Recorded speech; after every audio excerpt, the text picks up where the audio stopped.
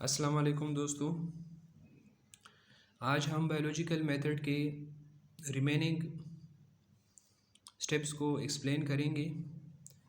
इससे पहले वाली वीडियो में मैंने बायोलॉजिकल मेथड के पहले 4 स्टेप्स को एक्सप्लेन किया था। वो स्टेप्स थे recognition of biological problem, observation and previous research, hypothesis और डिडक्शन। इन 4 स्टेप्स को मैंने इससे पहले वाली वीडियो में एक्सप्लेन किया है। आज हम इस वीडियो में स्टेप नंबर 5 एक्सपेरिमेंट और step number 6 conclusion and reporting को एक्सप्लेन करेंगे। तो एक्सपेरिमेंट बायोलॉजिकल मेथड का 6 स्टेप होता है और ये बायोलॉजिकल मेथड का सबसे इम्पोर्टेंट स्टेप होता है, सबसे अहम मरहला होता है। इसमें बायोलॉजिस्ट अपने ही हाइपोथेसिस के ऊपर और अपने ही डिडक्शन के ऊपर तजुर्बा करता है, एक्सपेरिमेंट करता है। यानी वो हाइपोथेसिस जो एक साइंटिस्ट पेश करता है और उसके बाद उससे जो डिडक्शन निकालता है, तो उस डिडक्शन के ऊपर बायोलॉजिस्ट एक्सपेरिमेंट करता है, तजुर्बा करता है। और इसी तरह एक्सपेरिमेंट की मदद से साइंटिस्ट हाइपोथेसिस को ट्रू या फॉल्स साबित कर लेता है। इसको मैं एक एग्ज़ाम्पल के थ्रू समझाऊंगा। फॉर एग्ज़ाम्पल, ये एक स्टेटमेंट है, all plant cells have a nucleus. ये एक हाइपोथेसिस है और सपोज़ ये हाइपोथेसिस एक साइंटिस्ट ने पेश किया। इसका मतलब है कि तमाम प्लांट सेल्स के अंदर न्यूक्लियस होता है। तो इसका डिडक्शन वो इस तरह होगा, if all plant cells have a nucleus then nucleus will be observed in each cell of plant. अगर तमाम प्लांट सेल्स के अंदर न्यूक्लियस होता है तो न्यूक्लियस प्लांट के हर सेल में नज़र आएगा। तो इस तरह के स्टेटमेंट को डिडक्शन कहा जाता है। डिडक्शन में इफ़ और देन का यूज़ होता है।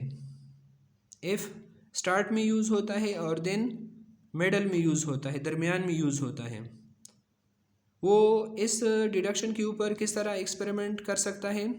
वो इस तरह एक्सपेरिमेंट करेगा कि वो साइंटिस्ट प्लांट से एक लीफ लेगा और उस लीफ का फिर वो एक पार्ट लेगा और उस पार्ट को वो माइक्रोस्कोप के अंदर देखेगा।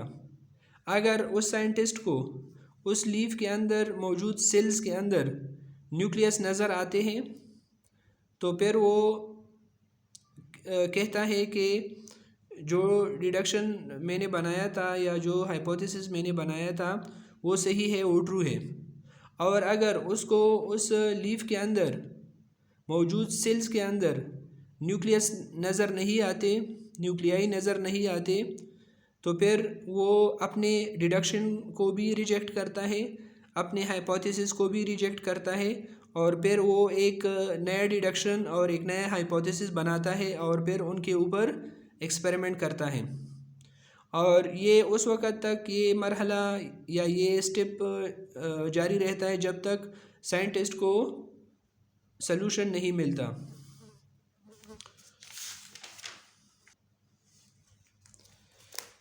इसके बाद जो नेक्स्ट स्टेप होता है बायोलॉजिकल मेथड का, वो है step number 6 conclusions and reporting.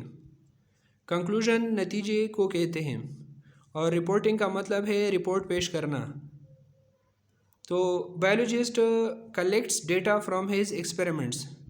Biologist अपने एक्सपेरिमेंट से डेटा को कलेक्ट करता है, उनको अपने एक्सपेरिमेंट से कुछ इन्फॉर्मेशन मिल जाते हैं। फिर he analyse the data to reach some conclusion. फिर वो उस डेटा को, उस इंफॉर्मेशन को तज्जिया करता है, उसकी एनालिसिस करता है और कुछ नतीजे पर पहुंच जाता है, एक कंक्लूजन पर पहुंच जाता है। फिर उसके बाद He publishes his conclusions in research articles in scientific journals and books. फिर वो अपने एक्सपेरिमेंट्स और रिसर्च के नताइज को रिसर्च आर्टिकल्स की शक्ल में साइंसी जरीदों और बुक्स में शाया कर देता है, ताकि दुनिया के दूसरे साइंटिस्ट्स को भी उसकी रिसर्च और उसके एक्सपेरिमेंट्स के बारे में इंफॉर्मेशन हासिल हो जाए। फिर वो दूसरे साइंटिस्ट भी इसी रिसर्च के ऊपर, इसी मौजू के ऊपर एक्सपेरिमेंट्स करते हैं, रिसर्च करते हैं, और वो भी फिर इस रिसर्च को या तो ट्रू साबित कर देते हैं या इसको गलत साबित कर देते हैं। तो ये बायोलॉजिकल मेथड के कुछ इम्पोर्टेंट स्टेप्स हो गए। और जब भी एक बायोलॉजिस्ट या साइंटिस्ट एक बायोलॉजिकल प्रॉब्लम को सॉल्व करने की कोशिश करता है, तो वो स्टेप बाय स्टेप इन सारे स्टेप्स को फॉलो करता है और आखिरकार उसको उस बायोलॉजिकल प्रॉब्लम का सलूशन मिल जाता है, उस बायोलॉजिकल प्रॉब्लम की ट्रीटमेंट या उसकी सलूशन उसको मिल जाती है। Thank you.